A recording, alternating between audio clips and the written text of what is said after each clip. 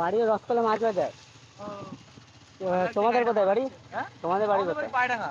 ও, এখানে ঘুরতে? হ্যাঁ, চাপড়া যাচ্ছি।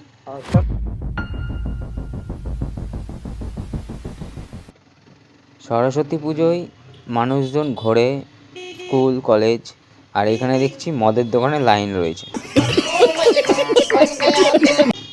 এমনি বেরোনোর কোনো প্ল্যান ছিল না, তা হট করে কি মনে হলো সরস্বতী পুজো, একটু যাই রাস্তা দিয়ে একটু মেয়ে দেখে আসি, যদি একটু জোগাড় হয়ে যায় গার্লফ্রেন্ড। राजा जी अपनी शक्तियों का पूरा इस्तेमाल कर रहे हो। কাকা মনে হচ্ছে সাইকেল নিয়ে ঢুকিয়ে দেবে, দেখো। এখন একটা জিনিস দেখাচ্ছি তোমাদেরকে, তোমরা শুধু ফলো করো। দেখো দেখো, গাড়ির এক্সস্ট লাগিয়েছে, লাগিয়ে যেহেতু দেখছে আমার ক্যামেরার চলছে, অমনি ভাবছে যে আমি হয়তো রেস করব।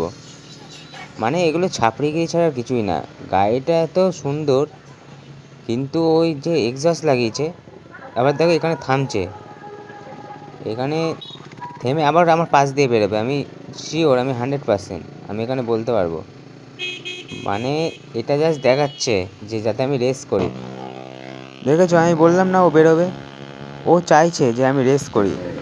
কিন্তু এরকম অনেকে করে যে ও বেরিয়ে যাচ্ছে আমি রেস করব, মানে এরকম কোনো মানেই হয় না। কারণ হচ্ছে নিজের সেফটি আগে ভাই। তা ও যাচ্ছে যাক, ছাপড়িগিরি অন থাকুক, নো প্রবলেম। আমি যেটা করছিলাম, আমি মেয়ে দেখতে যাচ্ছি, মানে সরস্বতী পুজো দেখতে যাচ্ছি আর কি। চলো ওটার দিকে ফোকাস করি। তা রাস্তা পুরো একটু হালকা ভিড় আছে, রাস্তা ফাঁকা। আর এখানে এই ভাইগুলো অনেকক্ষণ ধরে দেখছি যাচ্ছে, আর দেখা হয়েছে ওদেরকে ওভারটেক করেছি, ওরাও আমাকে ওভারটেক করছে। তা আমি চিনি না, আমি আজকে যেহেতু সরস্বতী পুজো আমি একা বেরিয়ে গেছি। এখন আমি আছি চাপড়াতে, আমি এখান দিয়ে বেরিয়ে যাব পুরো, জানি না কোথায় যাব, জাস্ট হচ্ছে বেরিয়ে পড়েছি সরস্বতী পুজো। একা ভালো লাগছে না, সব বন্ধু হচ্ছে গার্লফ্রেন্ডের নিয়ে ঘুরছে। আর আমার যেহেতু গার্লফ্রেন্ড নেই, তোমরা সবাই জানো, তা সেহেতু আমার বাইক আছে, আমি বাইক নিয়ে বেরিয়ে পড়েছি। এই সেই ভাইগুলো, এরাও ওভারটেক করছে। ছোট চ্যানেল রবিন এক্স রাইড। বাড়ি কোথায়? বাড়ি রসতলা মাছ বাজার। তোমাদের কোথায় বাড়ি? তোমাদের বাড়ি কোথায়? পায়ডাঙ্গা। ও, এখানে ঘুরতে? হ্যাঁ, চাপড়া যাচ্ছি। ছোট চ্যানেল, ছোট চ্যানেল করছি আস্তে আস্তে। বড় হবে আরো। হ্যাঁ ঠিক আছে ভাই, তাহলে তোমরা আসো, আমি সামনে যাই। একটা কথা আছে, তুমি যাকে যেটুকু সম্মান করবে সেও তোমাকে সেই সম্মানটা ফেরত দেবে। যেমন এখানে দেখলে তোমরা যে আমি এই ভাইদের সঙ্গে যখন কথা বলছিলাম, তখন আমি তুমি করে বলছিলাম। কারণ আমি সহজেই, আমার থেকে বড় হোক বা ছোট হোক, মানে তুই করে যে বলবো সেটা আমি বলতে পারি না। তা এটা হচ্ছে আমার একটা ভালো দিক, এটা সবাই বলে। তা আমি যে, সবাই বলে আমি তাদের কথায় যে বার খাই সেটা না, কারণ এটা অনেকের করা জরুরি, মানে বলতে গেলে সবারই করা জরুরি। অনেকে নিজেদেরকে বড় মনে করে যে না, একে তুই বলি, মানে যেটা প্রয়োজন হয় না আর কি। মানে এটা, মানে বললে তোমার মান সম্মান চলে যাবে না, কারণ তুমি তাকে সম্মান করছো, আর সেও তোমাকে সম্মান করছে তোমার কথা, মানে তোমার ব্যবহারে। রাস্তা দিয়ে যাচ্ছি, আর অনেকে এমনভাবে দেখছে যে অবাক হয়ে যাচ্ছি আমি। কারণ হচ্ছে যে এরকম রিয়াকশান ভিডিও আমি যে পাচ্ছি, তা এটাই হচ্ছে আমার কাছে অনেক। কারণ হচ্ছে যখন তুমি বাইক নিয়ে যাবে, এটা সামান্য 125 সিসি, তাই 125 সিসি বলতে গেলে মানে লোকে দেখে মানে যে কেউ ধরবে না যে এটা 125 সিসি।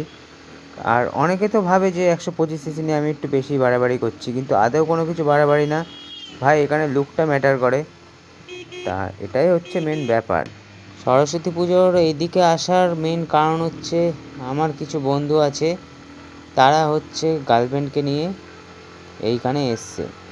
তা যদি চোখে পড়ে যায় তো তাদের ভিডিও রেকর্ড করে তাদের বাড়িতে পাঠিয়ে দেবো। चीटिंग करता है तू। কাউকেই খুঁজে পাচ্ছি না আমি অবশ্য। আরে এই ভাইটা এরম দেখছে, এই ভাইটা এরম দেখছে কেন? ও, তাও ভালো। তো যাই হোক, আমি একটু এখানে একটু অবাক হয়ে গেছি, ভাইটা যেভাবে রিয়াকশান দিল।